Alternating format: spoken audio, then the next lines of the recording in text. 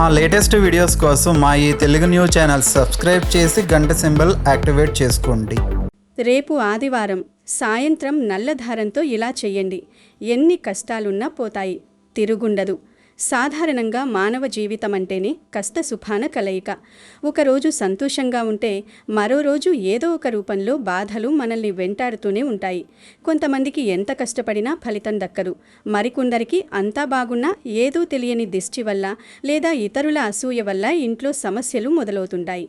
ఆర్థిక ఇబ్బందులు, అనారోగ్యం, పిల్లల చదువులో ఆటంకాలు, ఇలా రకరకాల సమస్యలతో సతమతమవుతున్నవారు ఈ చిన్న పరిహారాన్ని పాటిస్తే ఇక మీ జీవితానికి తిరుగుండదు.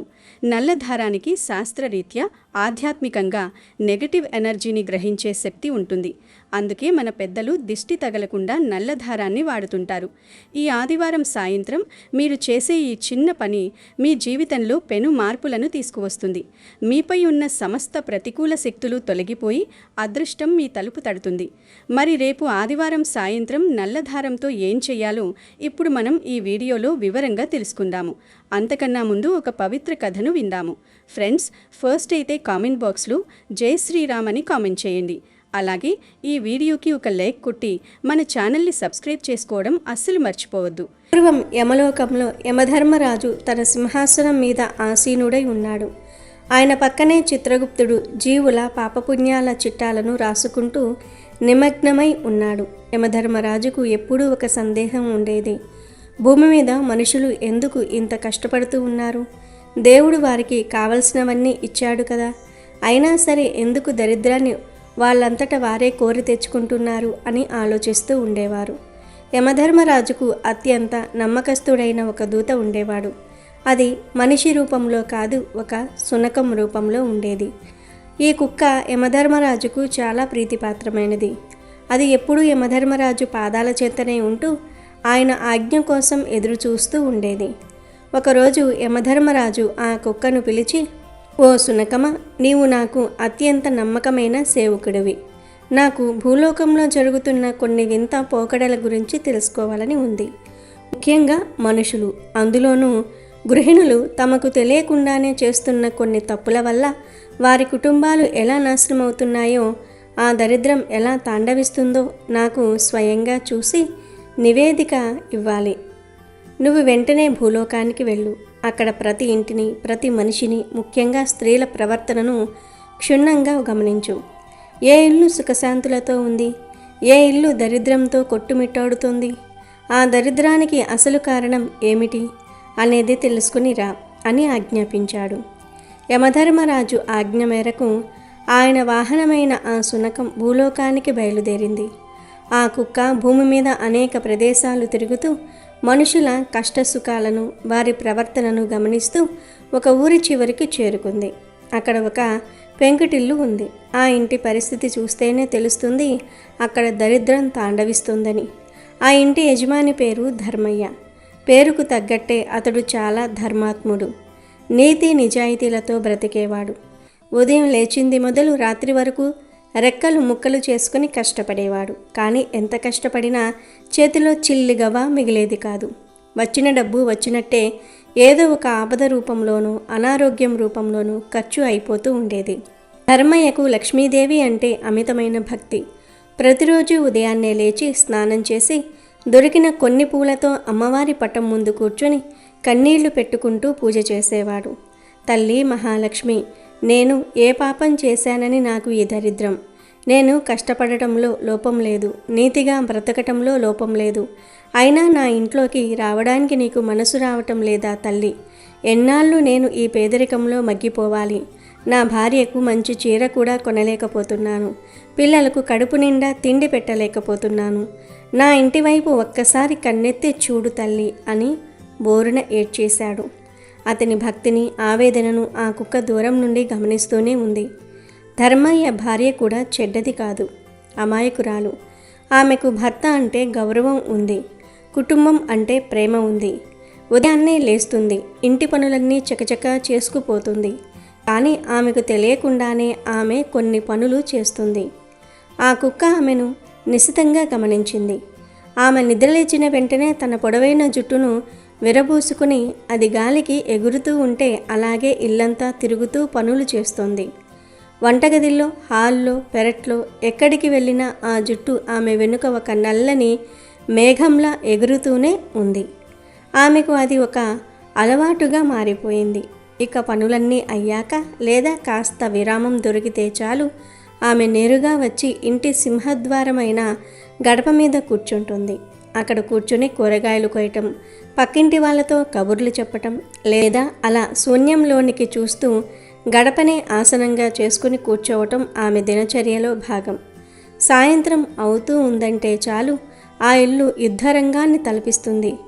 భర్త ధర్మయ్య అలసిపోయి ఇంటికి రాగానే ఆమెకు ఎక్కడలేని చిరాకు వస్తుంది. సరిగ్గా దీపం పెట్టే వేళ ఆమె తన కష్టాలను తలుచుకుని లేనిపోని విషయాలకు భర్తతో గొడవ పడుతుంది. లేదా మన తలరాత ఇంతే, మనకెప్పుడు ఈ కష్టాలే అంటూ గొంతు బాదుకొని ఏడవటం మొదలు పెడుతుంది. రోజు సాయంత్రం ఆ ఇంట్లో ఈ ఏడుపుల గోల సర్వసాధారణం అయిపోయింది. ధర్మయ్య ఎంత చెప్పినా ఆమె తీరు మారేది కాదు. ఒకరోజు రాత్రి ధర్మయ్య పూజ ముగించుకొని కన్నీళ్లతో అలాగే నిద్రపోయాడు. ఆ రాత్రి అతని కలలో సాక్షాత్తు లక్ష్మీదేవి ప్రత్యక్షమైంది. ధర్మయ్య ఆనందానికి అవధులు లేవు. అమ్మా, వచ్చావా తల్లి, నా మొర ఆలకించావా అని ఆమె పాదాలపై పడ్డాడు. అప్పుడు లక్ష్మీదేవి శాంత స్వరంతో, ధర్మయ్య, నీ భక్తి గొప్పది. నీ కష్టానికి తగిన ప్రతిఫలం ఇవ్వాలని నాకు ఉంది. నేను రోజూ నీ ఇంటికి రావాలని ఆ గడప వరకు వస్తున్నాను, కానీ లోపలికి రాలేక వెనక్కి వెళ్ళిపోతున్నాను అంది. ధర్మయ్య ఆశ్చర్యపోయి, అదేంటి తల్లి, నా ఇల్లు చిన్నదని అసహించుకుంటున్నావా, లేక నేను పేదవాడినని రావటం లేదా అని అడిగాడు. అప్పుడు లక్ష్మీదేవి, కాదు ధర్మయ్య, ఇల్లు చిన్నదా పెద్దదా అని నేను చూడను.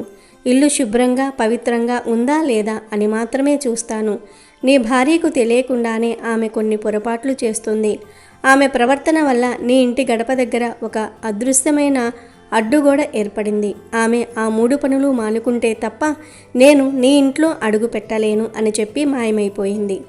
ఉలిక్కిపడి లేచిన ధర్మయ్యకు కల మొత్తం గుర్తుకు వచ్చింది. తెల్లవారగానే భార్య దగ్గరకు వెళ్ళాడు. ఏమే, రాత్రి అమ్మవారు నా కలలోనికి వచ్చారు. మన దరిద్రానికి కారణం నువ్వేనంట.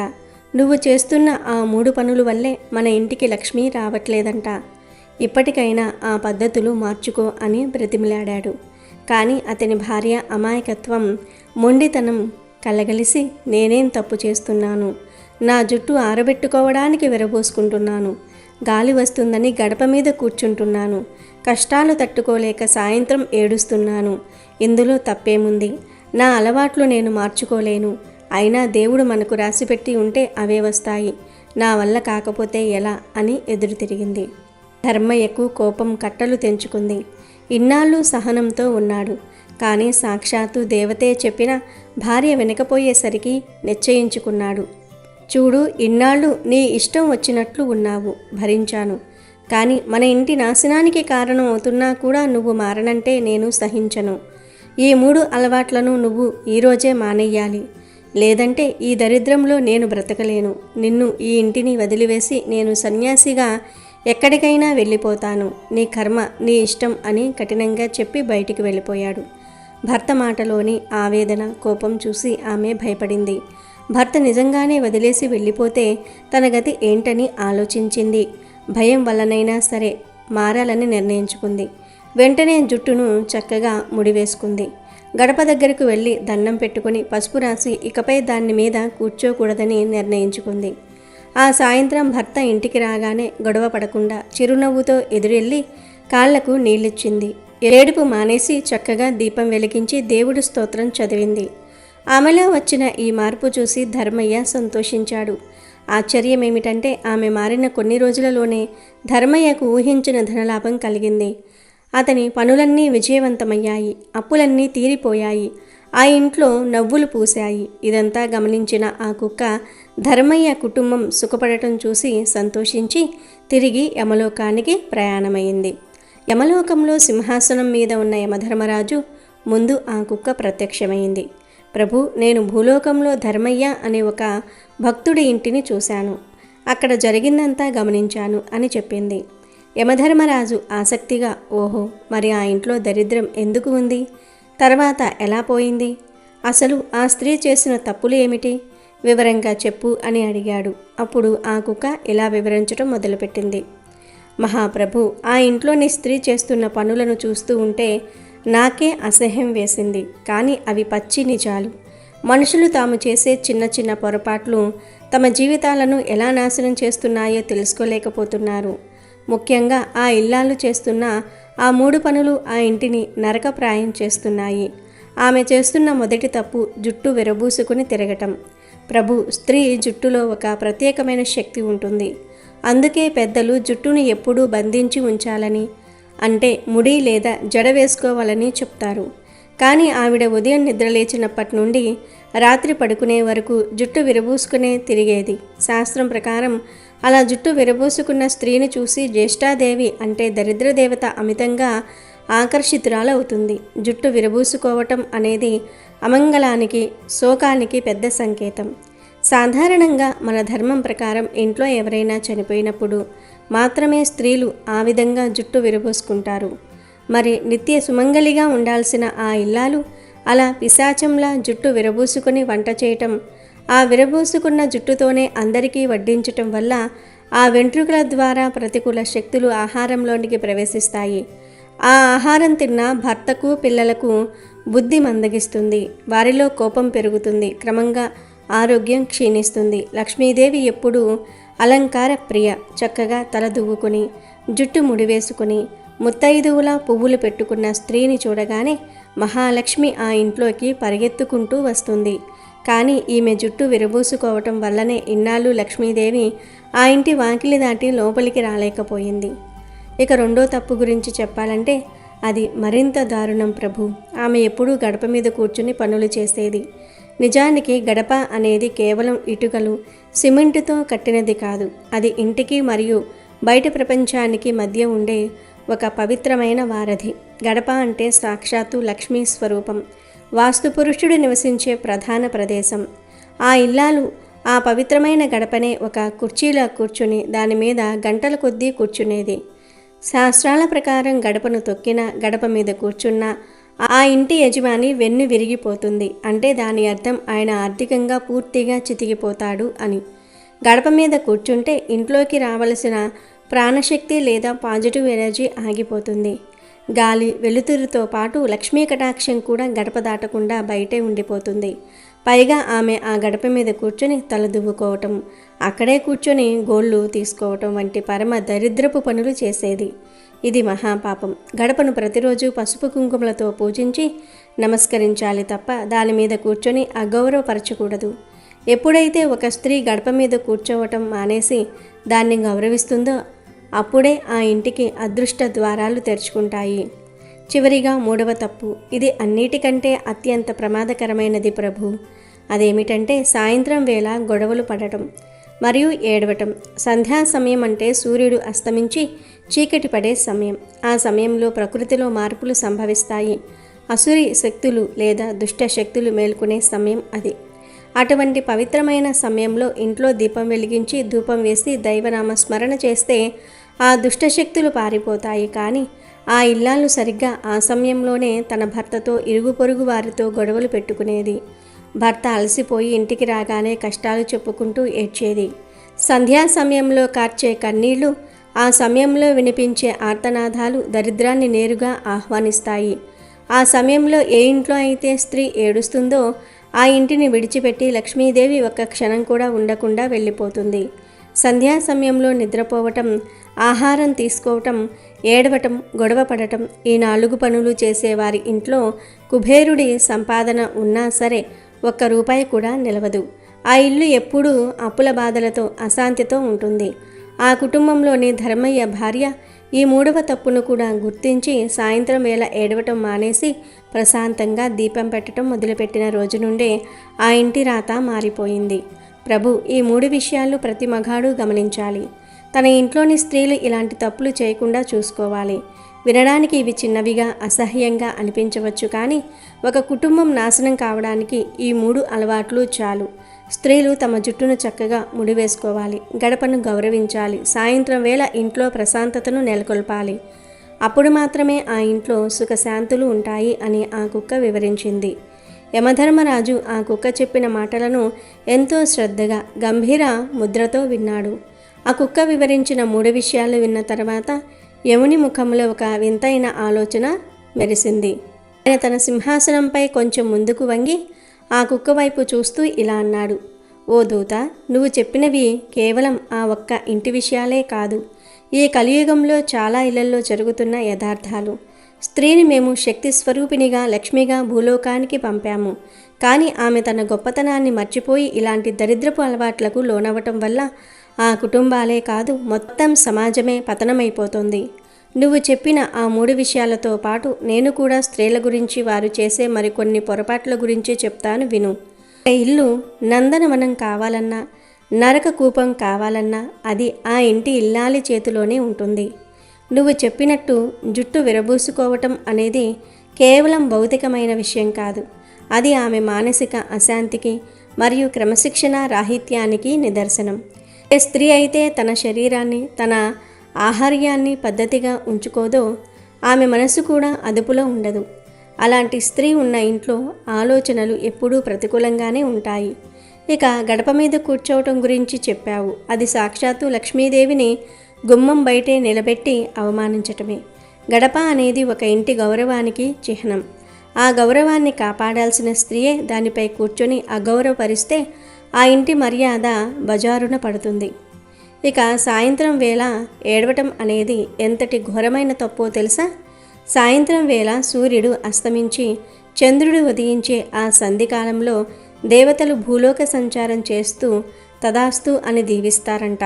ఆ సమయంలో ఎవరైతే ఏడుస్తారో, ఎవరైతే గొడవ పడతారో వారి జీవితం అలాగే ఏడుపులతో నిండిపోవాలని దేవతలు దీవిస్తారు. అందుకే ఆ సమయంలో కన్నీరు కార్చటం అంటే తన దరిద్రాన్ని తానే రాసుకున్నట్లు. ఇవే కాకుండా నేను గమనించిన మరికొన్ని చేదు నిజాలు ఉన్నాయి. ఒక స్త్రీ తన ఇంట్లో అన్నం వడ్డించేటప్పుడు చిరాకు పడుతూ, విసుక్కుంటూ వడ్డిస్తే ఆ అన్నం విషయంతో సమానమవుతుంది. వడ్డించే స్త్రీ ముఖంలో చిరునవ్వు లేకపోతే ఆ ఇంట్లో ఉన్న పురుషుల ఆయుష్ క్షీణిస్తుంది. అలాగే స్త్రీలు తమ నోటి దురుసుతనం వల్ల కూడా ఇళ్లను నాశనం చేసుకుంటున్నారు. ఏ ఇంట్లో అయితే స్త్రీ మాట కఠినంగా ఉంటుందో, ఎక్కడైతే భర్తను, పెద్దలను కించపరుస్తూ మాట్లాడుతుందో అక్కడ సరస్వతీదేవి కూడా ఉండదు. స్త్రీ వాక్కు అమృతంలా ఉండాలి. కానీ నేటి కాలంలో అది అగ్నిలా మారి ఇళ్లను తగులబెడుతోంది. పురుషుడు ఎంత సంపాదించినా ఆ డబ్బును పొదుపు చేసి ఇంటిని చక్కదిద్దే బాధ్యత స్త్రీదే. కానీ స్త్రీ ఎప్పుడైతే విలాసాలకు అలవాటు పడి ధర్మాన్ని మర్చిపోతుందో అప్పుడు ఆ కుటుంబం అప్పుల ఊబిలో కూరుకుపోతుంది. ముఖ్యంగా స్త్రీలు సూర్యోదయం తర్వాత కూడా నిద్రపోవటం అనేది దరిద్రానికి అతిపెద్ద కారణం. సూర్యుడు వచ్చిన తర్వాత కూడా మంచం మీద పడుకుని ఉండే స్త్రీ ఉన్న ఇంటికి లక్ష్మి ఎప్పటికీ రాదు. అది ఆ ఇల్లాలు చేసే 4వ తప్పుగా మనం పరిగణించవచ్చు. అలాగే స్త్రీ తన ఇంటి గుట్టును బయట పెట్టకూడదు. ఎప్పుడైతే ఒక స్త్రీ తన ఇంటి సమస్యలను, భర్త బలహీనతలను వీధిలో ఉన్న వారితో చర్చిస్తుందో అప్పుడే ఆ ఇంటి పతనం మొదలవుతుంది. ఆ కుక్క చెప్పినట్టు ధర్మయ్య భార్య ఈ విషయాలన్నీ గ్రహించి ఉండవచ్చు.